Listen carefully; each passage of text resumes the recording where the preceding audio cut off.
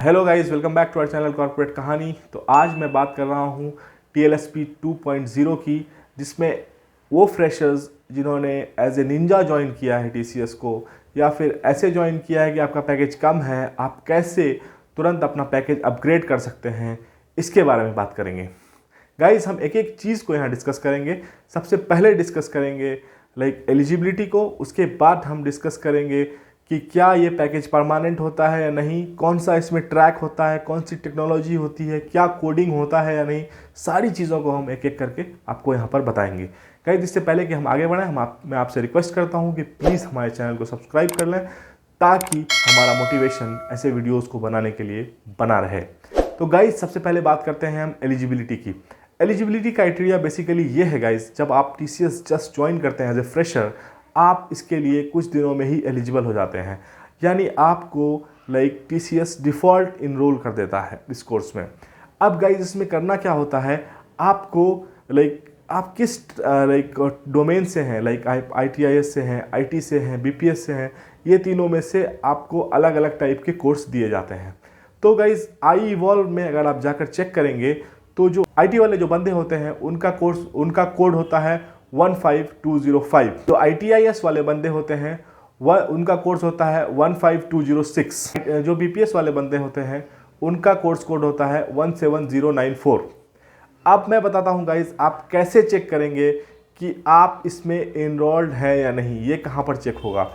इसको चेक करने के लिए गाइस, सबसे पहले आपको जाना पड़ेगा जहां पर कि सारे कोर्सेज होते हैं। उसके लिए सबसे पहले आप लॉगिन करेंगे अल्टीमेटिक्स में, वहाँ से आप जाएंगे माई लर्निंग्स में जाकर आप देखेंगे सर्टिफिकेशन करके एक टैब होगा, वहाँ पर आपको पता चल जाएगा। अगर आपको इसमें कोई कन्फ्यूज़न होगा तो आप HR से कनेक्ट कर सकते हैं और बता सकते हैं कि मैं इस डोमेन से हूँ, इस डिपार्टमेंट से हूँ, तो मेरा कोर्स ऐसा होना चाहिए। तो अब हम बात करते हैं गाइस, कौन कौन सा ट्रैक होता है, माइलस्टोन क्या क्या होता है। सबसे पहले गाइस, माइलस्टोन क्या होता है। माइलस्टोन बेसिकली दो होता है एक्चुअली TCS में, M1 और M2।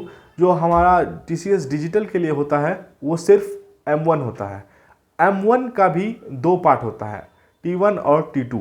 अगर आप डिजिटल में जाना चाहते हैं तो आपको इतना ही करना पड़ता है। आपका जो एलिवेट होगा पैकेज, वो सिर्फ M1 करने से ही हो जाएगा। अब M1 में दो ट्रैक्स होते हैं, T1 और T2। अब T1 जो है ट्रैक, उसमें आपको एक कोर्स चुनना पड़ता है।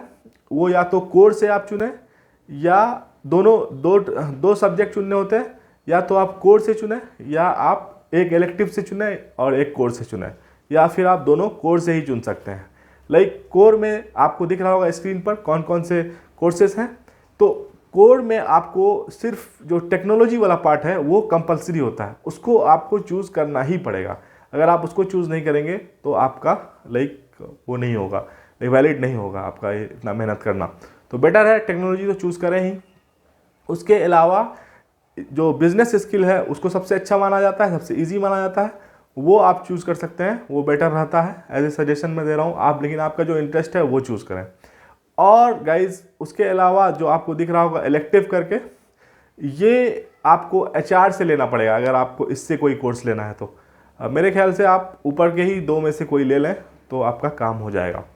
तो अब हम बात करते हैं गाइज, ये जो आपने चूज़ कर लिया, उसके बाद क्या करना होता है। उसके बाद करना क्या होता है गाइज, आपको 400 घंटे का लेक्चर रहता है सबका, सारे माइलस्टोन का, आपको उनको पूरा करना है। उसके बाद एग्ज़ाम होता है, उस एग्ज़ाम को आपको क्वालिफाई करना है।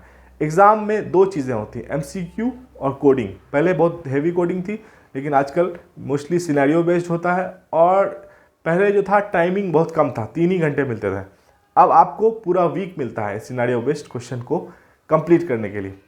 तो गाइज़, अब हम बात करते हैं कि इन जो आपने जो ये कोर्स किया, तो ये आपको इसका एग्ज़ाम कब देना होता है। ये जो एग्ज़ाम होता है गाइज़, ये प्रॉक्टर के उपस्थिति में होता है, प्रॉक्टर के प्रेजेंस में होता है। वो आपको चेक करता है कि आप सही से दे रहे हैं या नहीं, कुछ इधर उधर तो नहीं कर रहे हैं।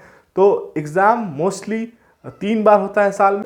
आपको 3 चांसेस दिए जाते हैं इस कोर्स को इस एग्ज़ाम को देने के लिए। वो मई, अगस्त और नवंबर में दिए जाते हैं। अब हम बात करते हैं कौन से लोग पास करते हैं, कौन से लोग पास नहीं करते हैं।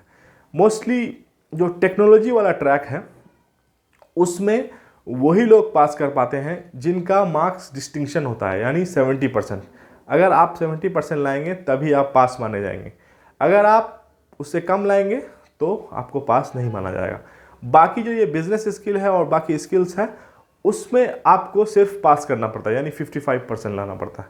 तो इस तरह से जब आपका हो जाता है तो कुछ दिनों बाद आपको मेल आता है कि आपको सैलरी पैकेज अपग्रेड कर दिया गया। अब मैं बात करता हूँ क्या ये जो पैकेज अपग्रेडेशन हुआ है ये परमानेंट है या नहीं।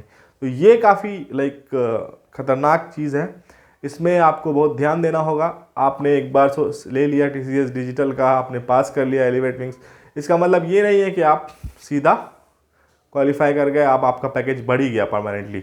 यहाँ पे प्रॉब्लम ये हो जाता है गाइज, आपको कंसिस्टेंटली फिर अच्छा परफॉर्म करना पड़ता है एवरी ईयर। इस साल आपको मिला तो इस साल आपको A या B ग्रेड आना चाहिए, आपकी रेटिंग 4 होनी चाहिए, ठीक है, तभी जाकर ये कंटिन्यू रहेगा। अदरवाइज़ क्या होगा, अगर आपके C ग्रेड आते हैं, इस तरह के कुछ होता है तो ये इसको पॉज कर दिया जाएगा। फिर आपका C आता है 2-3 बार तो इसको फिर रिमूव भी किया जाता है TCS में।